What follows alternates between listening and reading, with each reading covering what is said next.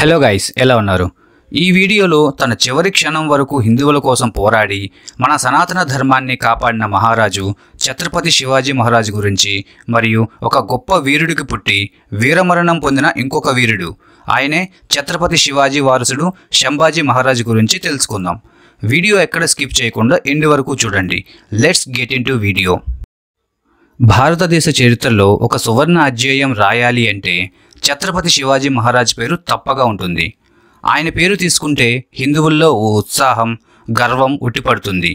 శివాజీ మహారాజ్ సమర్థుడైన పాలకుడే కాకుండా అత్యంత ధైర్యవంతుడైన యోధుడు కూడా. ఛత్రపతి శివాజీ మహారాజ్ కేవలం ఒక వీర యోధుడే కాదు, హిందూ దేవాలయాలను కాపాడిన మహానాయకుడు కూడా. అనేక ఆలయాలు ఆక్రమణదారుల చేతిలో ధ్వంసమవుతున్న సమయంలో ఆయన వాటిని రక్షించేందుకు ఎంతో కృషి చేశారు.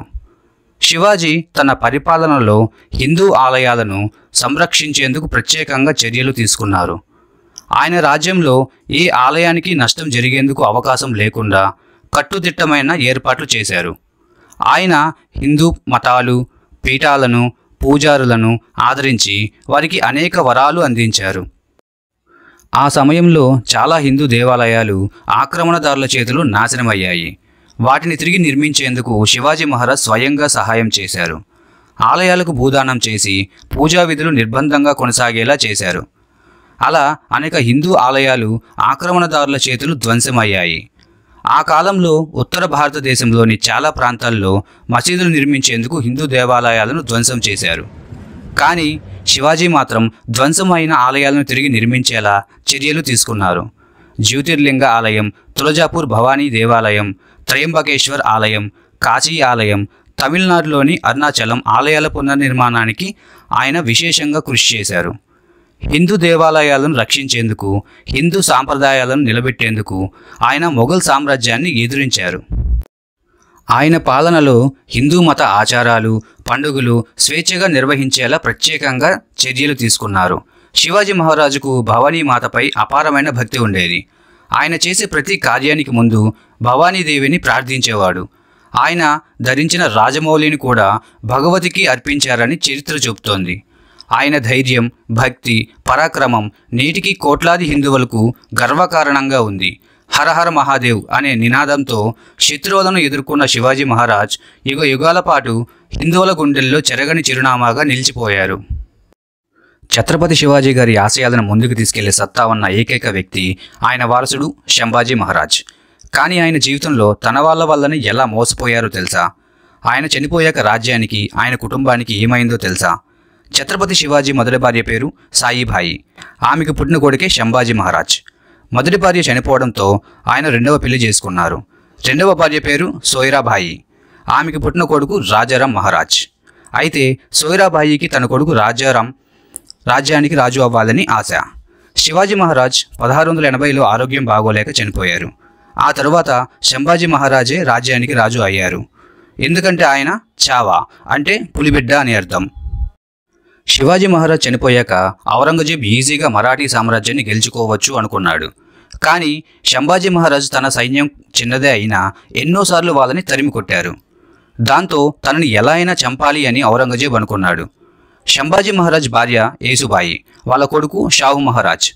యేసుబాయి వాళ్ళ తమ్ముడు ఘనోజీ షిర్కే. ఇతను అడిగిన దానికి శంభాజీ మహారాజ్ ఒప్పుకోలేదని ఔరంగజేబ్తో కలిసిపోయి శంభాజీ మహారాజ్ వెళ్ళే రహస్య మార్గం గురించి చెప్పేశాడు. శంభాజీ మహారాజ్ని ఎలా చంపాలా అని ఎప్పటి నుండో ఎదురు చూస్తున్న ఔరంగజేబ్ శంభాజీ మహారాజ్ని పట్టుకొని బంధించారు. తనని చాలా దారుణంగా హింసించారు. శంభాజీ మహారాజ్ వదిలేయాలి అంటే వాళ్ళు పెట్టిన 3 షరతులకు ఒప్పుకోవాలి అన్నారు. అవి ఏంటి అంటే, 1 ఔరంగజేబ్ గొప్పరాజు, నువ్వు బలహీనమైన వాడివి. 2 తన రాజ్యం, సంపద అన్ని వాళ్ళకి ఇచ్చేయాలి. 3 ఇస్లాం మతం తీసుకోవాలి. కానీ వాటికి శంభాజీ మహారాజ్ అస్సలు ఒప్పుకోలేదు. చస్తే శివాజీ మహారాజ్ వారసుడిగానే చనిపోతానని చెప్పాడు. దానితో ఔరంగజేబుకి చాలా కోపం వచ్చి శంభాజీ మహారాజ్ నాలుక కోసి కుక్కలకి వేశాడు. కానీ శంభాజీ మహారాజ్ కొంచెం కూడా భయపడలేదు. అలా శంభాజీ మహారాజ్ని కట్టేసి ప్రతి వీధి తిప్పుతూ తన పైన ఉమ్మేసి మూత్రం పోశారు. తర్వాత తన చర్మం మొత్తం వలిచేశారు. గాయాలపై కారం రాశారు. కళ్ళు పీకేశారు. అయినా సరే శంభాజీ మహారాజ్ దేనికి ఒప్పుకోలేదు.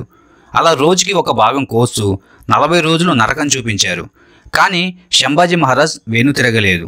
అలా చివరికి శంభాజీ మహారాజ్ తలని ముక్కలు ముక్కలుగా నరికేసి రోడ్డు పైన పడేశారు. అలా ఒక వీరుడు మన కోసం, మన ధర్మం కోసం తన ప్రాణాన్ని కోల్పోయారు. ఇక్కడితో కథ అయిపోలేదు. ఔరంగజేబ్ 1689లో హతమార్చిన తర్వాత ఆయన భార్య యేసుబాయి అండ్ కొడుకు షాహు మహారాజ్ మొఘల్ చెరలోకి వెళ్ళారు. ఔరంగజేబ్ మరాఠా వారసత్వాన్ని పూర్తిగా నాశనం చేసేందుకు యేసుబాయిని అండ్ చిన్న వయసులో ఉన్న షాహు మహారాజ్ని బంధించారు. వారు 17 సంవత్సరాలు మొఘల్ సామ్రాజ్యంలో ఖైదీలుగా ఉండిపోయారు. ఆయన భార్య యేసుబాయిని మతం మార్చుకోమని చాలా బెదిరించి హింసించారు. కానీ ఆ మహాతల్లి భర్తలాగానే భరించింది, కానీ మతం మార్చుకోలేదు. శంభాజీ మహారాజ్ మరణించిన తర్వాత మరాఠా సామ్రాజ్యాన్ని రాజారాం మహారాజ్ 1689 నుంచి 1700 సంవత్సరం వరకు పాలించాడు. 1700 సంవత్సరంలో రాజారాం మహారాజ్ మరణించడంతో మరాఠా సామ్రాజ్యంలో అనిశ్చితి నెలకొంది. అప్పుడు రాజారాం మహారాజ్ భార్య తారాబాయి పాలనను చేపట్టింది. 1700 సంవత్సరం నుంచి 1707 వరకు తారాబాయి మరాఠా సామ్రాజ్యాన్ని ఔరంగజేబ్ వ్యతిరేకంగా గట్టి పోరాటంతో నడిపించింది. ఔరంగజేబ్ మరణించిన తర్వాత షాహు మహారాజ్ని, యేసుబాయిని 1707 సంవత్సరంలో విడుదల చేశారు. 1707లో షాహు మహారాజ్ తిరిగి వచ్చాక అతనికి రాజ్యం అప్పగించాల్సి వచ్చింది. కానీ ఆమె పోరాటం నేటికి మరాఠా చరిత్రలో ప్రాముఖ్యత కలిగి ఉంది. మన కోసం అన్ని కష్టాలు భరించి వీరమరణం పొందారు. ఒక్క పుస్తకంలో కూడా ఇవేవీ లేవు. వాళ్ళ గురించి అందరూ గుర్తుపెట్టుకోవాలి. ఇప్పటికైనా తెలుసుకోండి. మీ పిల్లలకి చిన్నప్పటి నుండి ఈ చరిత్ర అంతా చెప్పండి. ప్రతి ఇంట్లో మరొక శివాజీ, మరొక శంభాజీ, మరొక ఝాన్సీ లాంటి వాళ్ళు రావాలి. ఒక్క పూట అన్నం కోసం మతం మారేవాళ్ళు కాదు. మన ధర్మాన్ని మనమే కాపాడుకుందాం. జై సనాతన ధర్మం. హర హర మహాదేవ్. ఛత్రపతి శంభాజీ మహారాజ్కి జై. ఇక్కడి దాకా చూశారు అంటే మన వీడియో వర్త్ అనిపించింది అనుకుంటున్నాను. మీ ఫ్రెండ్స్ అండ్ ఫ్యామిలీ మెంబర్స్కి షేర్ చేయండి అండ్ సబ్స్క్రైబ్ చేసుకోండి. Thank you guys. జై హింద్.